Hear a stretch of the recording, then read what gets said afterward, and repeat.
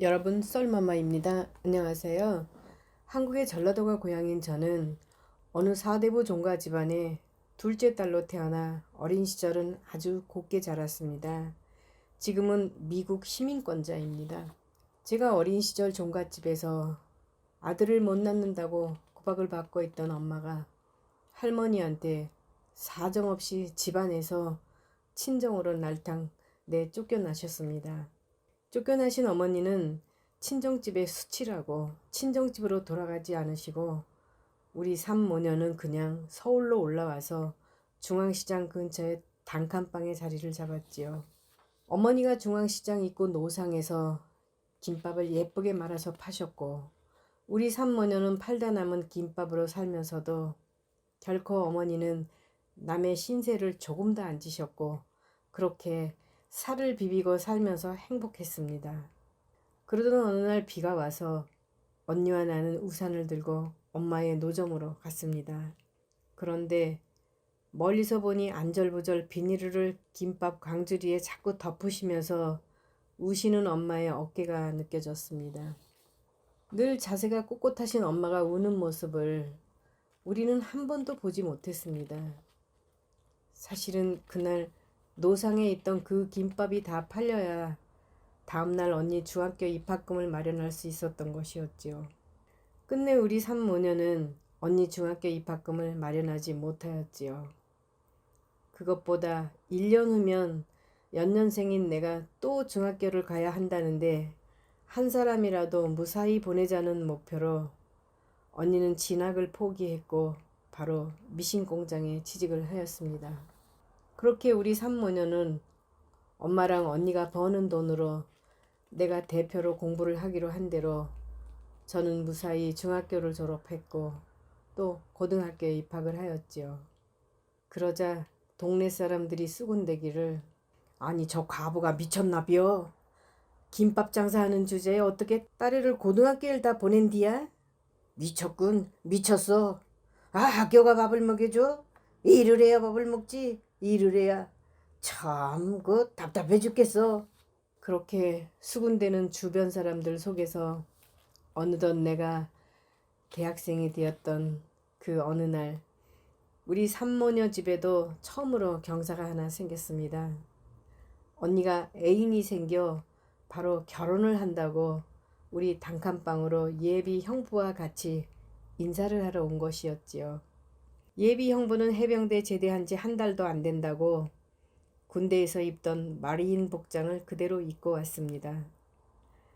해병대 복장에 붉은 명찰은 예비 형부에 너무나 멋있게 어울려 그 듬직한 모습에 우리 삼모녀는 뿅 갔습니다. 우리 집 단칸방에 마주 앉으니 방은 꽉 찼지만 자기 맨션에 자가용도 있다는 우리는 부자 형부를 만난 것이었죠. 타지로 나온 지 10년 만에 부자 형부를 만나서 이제는 고생도 끝이라고 서로 또 손을 잡고 감격의 눈물을 닦았습니다. 시원시원하고 넉살 좋은 형부는 장모님이라고도 안 하고 어머님 저를 믿으십시오. 이제부터 제가 이 어머님의 저 검정 고무 신발 바닥에 흙 안 묻게 해드리겠습니다. 아니네. 우리는 신경 쓰지 말고 내가 가진 게 없어서 애 중학교에도 못 보냈네. 그러니 내 딸아이한테나 잘해주게. 네 어머니. 한 번 해병은 영원한 해병입니다. 그래서 한 번 해병만으로도 영원한 해병만으라니 걱정하지 마십시오. 그런데 참 자네 직업은 뭔가? 예 슬리핑백을 제작하는 회사를 운영합니다. 아니 제대한 지 이제 한 달도 안 되었다면서 회사는 아버님이 하시던 걸 물려받았나? 아닙니다. 지난주에 차렸습니다. 그럼 아직 이문이 생기질 않았을 텐데 어떻게 먹고 살 것인가? 네, 걱정하지 마십시오. 형님이 군인 장교 투스타이시고 동생이 크게 양계장을 하기 때문에 경제적으로 어렵지 않습니다. 그거 아주 잘 되었네. 그런데 참 우리 딸은 언제 누구 소개로 만났나? 네, 어머니. 제가 지난주 일요일에 장춘단 공원에서 우연히 만났지요. 그러나? 다음 달에 바로 결혼식을 하자는 건 조금 성급하지 않나? 아닙니다. 만나서 제가 그날로 내 사람으로 침을 콱 발라놓았습니다, 어머니.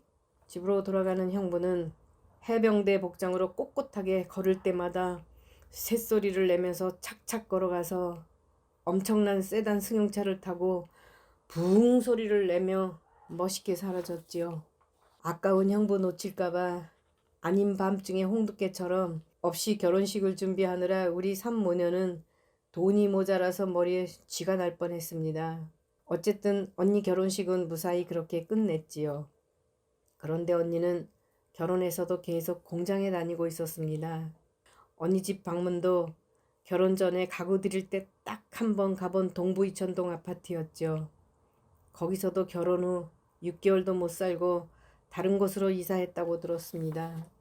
새로 이사간 집도 안 가르쳐주는 언니지만 그래도 1년에 3번 추석과 설날, 엄마 생일은 꼬박꼬박 갈비짝 등 이거저것 챙겨서 친정집을 다녀갔습니다. 우리는 집을 절대 가르쳐주지 않는 언니를 보며 친정 식구가 그렇게 부끄러운가 하는 생각에 엄마와 나는 언니가 오기만 하면 언니 지갑까지 뺏어서 부자가 왜 그러냐며 악착같이 용돈을 털어내기까지 했지요. 그 사이 태어난 조카 2명이 유치원을 입학하도록 집을 가르쳐주지 않는 언니가 혼자만 좋은 거 먹고 사는 것 같아서 괘씸하기도 또 서운하기도 하여 어느 날 조카 유치원을 통해서 나는 엄마와 같이 언니 집을 직접 찾아갔습니다. 그날 엄마랑 언니 집에 도착하여 살에 두드레기가 솟을 정도로 놀란 것은 서울 변두리 재래시장으로 내려오는 고가다리 밑에 입구만 있고 창문 하나도 없는 판잣집에서 그동안 언니가 살고 있었다는 것을 처음 알게 되었던 것입니다. 그러니까 지금까지 7년간 언니가 미싱공장 다니면서 네 식구가 입에 풀칠만 하면서 살았다는 기막힌 사연도 또 매년 친정에 오면서 들고 오던 갈비짝들은 언니가 공장서 야간 노동하여 준비했다는 것을 안 순간 가슴이 너무 미어져 말문이 다 막혔습니다. 즉 형부는 처음부터 뻥이 너무 심했던 것이지요. 동부 이천동 아파트는 10%만 내고 90%는 융자로 산 아파트라 바로 이자가 밀려 쫓겨난 것이었고 세단 승용차는 친구 차를 하루 빌린 것이라고 합니다. 양계장을 크게 한다던 동생은 양계장에서 닭똥 치우는 잡부라고 하더군요. 거기다 군인 장교 투스타 장군은 형부랑 성이 같은 집안에서 촌수로 따지자면 아주 300촌도 넘는 그냥 성만 같은 분이었다나 봅니다. 즉 스리핑백 회사도 군대 친구 아버지 것이라고 하니 형부란 작자는 결혼해서 7년 동안 그냥 돌아다니기만 하지 직장은커녕 노란 동전잎 하나라도 돈을 벌어본 적이 없다고 합니다. 오히려 애새끼들과 섞여서 언니 등에 얹혀서 같이 밥만 죽이고 지금까지 산 것이죠. 엄마랑 나는 그날 형부 좀 꼭 봐야 할 것 같아서 이부자리를 펴고 언니 집에 누웠습니다. 이틀 후 드디어 형부가 집으로 들어왔지요. 우리를 본 형부는 100년 만에 보는 것처럼 반기면서 넉살도 좋게 엄마와 나를 부둥켜 안아주었습니다. 그리고 바로 엄마와 나를 억지로 앉히면서 그 뻥을 널어놓는데 다음 달이면 미국으로 가족 모두를 데리고 이민 가게 되었다고 여권과 비자를 보여주는 것이었습니다. 당시 1980년대 초는 외국 나가는 게 쉽지 않았을 때였죠. 대기업에서 일하는 나도 단수 여권으로 업무차 일본을 몇 번 다녀온 적이 있을 정도인데 형부가 무슨 재주로 복수 여권을 다 만들어 보여주는 것인가 정말 깜짝 놀랐습니다. 형부의 재주로 선교사 자격증을 받았다는데 믿을 수가 없는 현실이었죠. 형부는 어머니 처제 내가 곧 미국 구경 톡톡이 시켜드리겠습니다. 고 말하는 형부의 뻥에 정신만 뺏기고 그냥 돌아왔습니다. 언니 가족 4명이 미국으로 출국하던 날 실제로 미국으로 떠나는 언니 가족을 위해 엄마와 나는 전세를 월세로 돌리면서 준비한 작은 목돈을 한사코 안 받는 언니 대신 넙죽 받는 형부 손에 쥐어주었습니다.